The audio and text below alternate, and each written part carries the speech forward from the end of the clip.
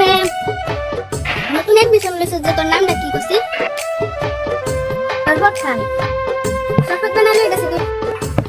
S madam যাইতাছি madam শরবত খান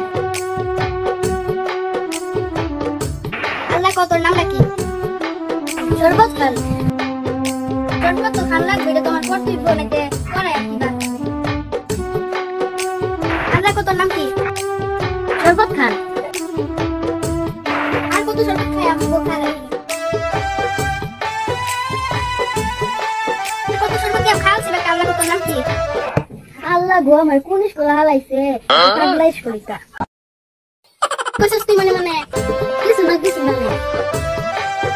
নাম কি গো বালা কইরা কবি আমার নাম একটু শরবত খান